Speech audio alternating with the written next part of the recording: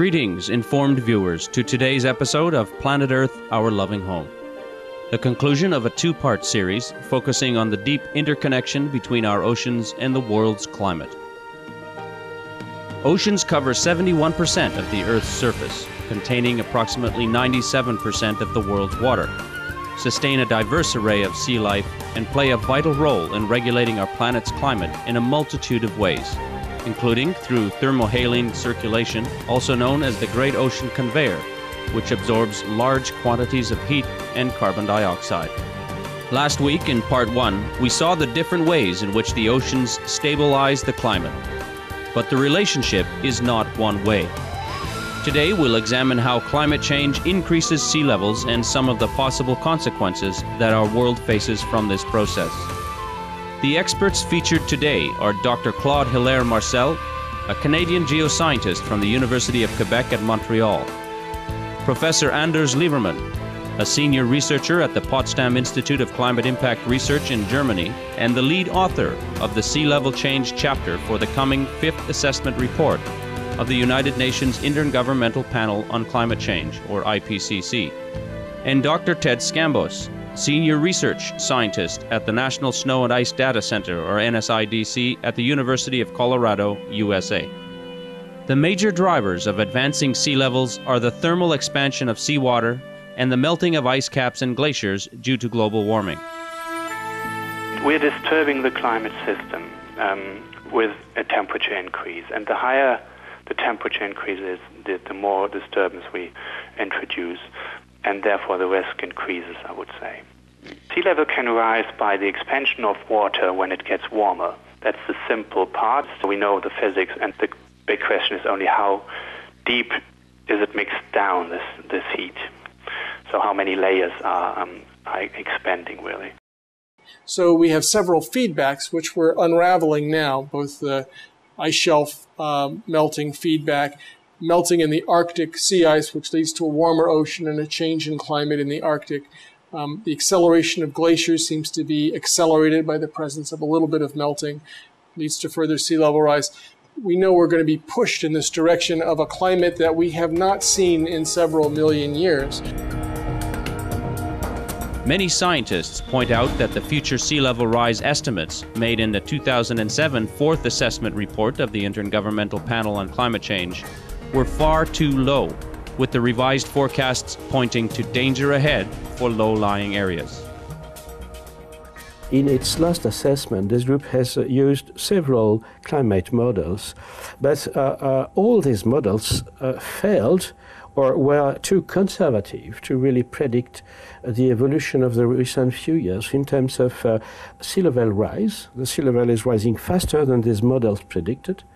In terms of the shrinking of summer ice in the Arctic, well, there is less ice in the Arctic in summer than these models predicted for the last few years. I'm one of the lead authors of the next report of the Intergovernmental Panel on Climate Change on this specific sea level chapter. There we will have to try to make a very thorough analysis of the sea level. The last IPCC report was good. The sea level was a clear underestimation of what we have to expect in the future. The reason I say this is that this last IPCC report said in the next century we're going to get 20 centimeters to 60 centimeters in sea level rise globally. Now, in the last century, we had 15 to 20 centimeters already. The 20 to 60 for the next century came from the different scenarios that we could have, right? The different global warming paths that we might be on. In the period from where the projections started in 2000 until the report was published in 2007, we had already underestimated the observed sea level by 40%. If you do already the first 7 years by 40% wrong, almost half wrong. So the reason was simply that we didn't have enough proper models for the great ice sheets in Greenland and Antarctica. These are the unknowns.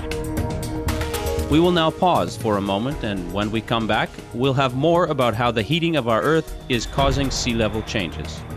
Please stay tuned to Supreme Master Television.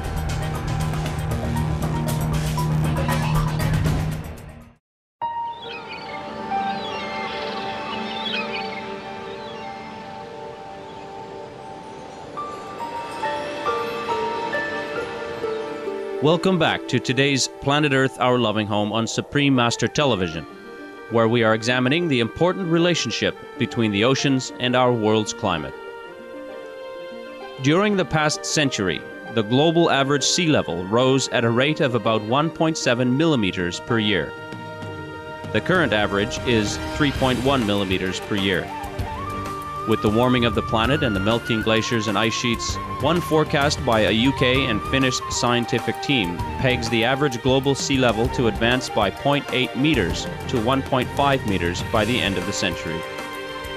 Many major cities around the world, such as New York City, USA, are at 1 meter or less above sea level. In the last ice age, we had 120 to 130 meters less sea level compared to present day. So when you hear that we had 15 to 20 centimeters in the last century of sea level change, you get the feeling that we are only talking about centimeters all the time, and that sounds like not so much. It is a lot. The ice melt in Greenland is important. The Greenland ice sheet is 3,000 meters thick. To the sea level rising. The most critical one today is Greenland. The last episode with a warmer globe than present was about 125,000 years ago. An interval which we geologists refer to as the last interglacial. Okay. During this interval, the Greenland ice sheet was significantly reduced because there was a drastically different vegetation in southern Greenland than today. Okay, so it means that the southern part of the ice sheet had probably largely disappeared, and there was still a robust ice sheet, but in the northern part of the island, and it is an interval when the average sea level was about 4 meters above present.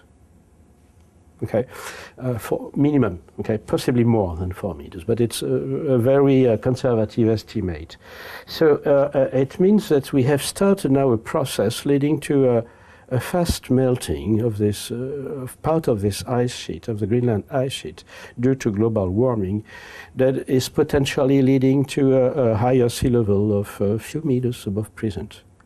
Okay, in terms of how fast, again, it's very, things accelerate. So it perhaps a couple of years ago or 3 years ago, I would have said, well, maybe a few thousand years. Okay, to be prudent. Now it's perhaps 2,000 years to see a very fast rise in sea level, okay? And, well, it means that at our time scale, that one generation or 2 generations or 3 generations, which is our real concern now, the rate of sea level increase may be fast enough to lead to really critical and difficult to solve problems in many countries of the world. Okay, Bangladesh, for example, just to mention one. The Antarctic is an extremely sensitive area with respect to global warming. A recent study from the University of Toronto, Canada, found that if a complete disintegration of the western Antarctic ice sheet were to occur due to climate change, the sheet's sheer weight could cause Earth's rotational axis to shift by 500 meters.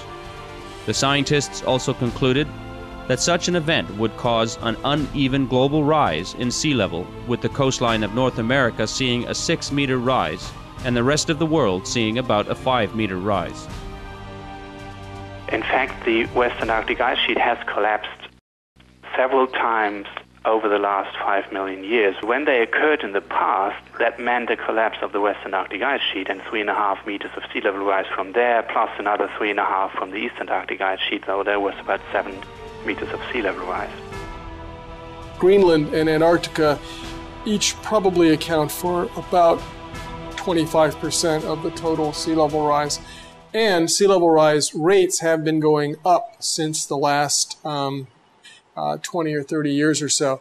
Prior to about, again, 1990, the sea level rise rate was something like between 1 and 2 millimeters per year. Now the total sea level rise rate is between 2 and 3 millimeters per year, and we're just getting started on this warming trend. The problem is that Greenland and Antarctica have the ability to contribute much, much more ice to the ocean, which would cause sea level rise rate to increase very rapidly. Warming of the oceans, it will increase as the pace of warming in the atmosphere increases, but not at the rate that Greenland and Antarctica can increase their contribution of ice to the ocean. So in the future, more and more of sea level rise will come from the ice sheets relative to the thermal expansion of the oceans. Which countries will be most affected by increasing sea levels?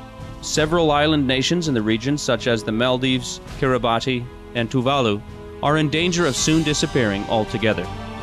The President of the Maldives, His Excellency Mohammed Nasheed, is looking for places to move his country's entire population in anticipation of such an event. Professor Lieberman's research has closely examined this issue in terms of consequences for Europe and North America. What we found was an increase mainly along the American and the European coast. The strongest increase was around the Greenland coast. There are people living there, so it's important. The highly populated areas up to Florida or the entire U.S. coast. The same for the European coast. U.S. researchers recently did something slightly different. They projected global warming plus a weakening of the thermal end circulation. They found the U.S. coast was very strongly affected.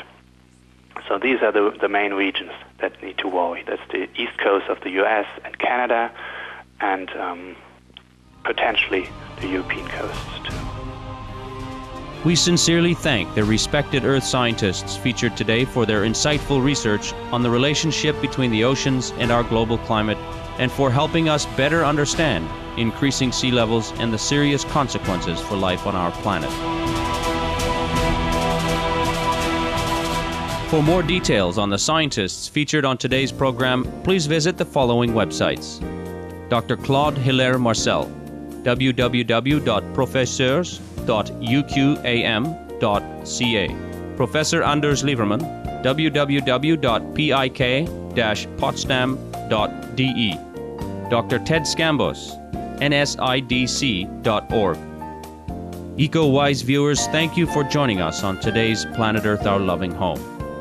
Coming up next is enlightening entertainment after noteworthy news. May we all live sustainable lives to protect the oceans and curb climate change. For more details, please visit www.suprememastertv.com/PE.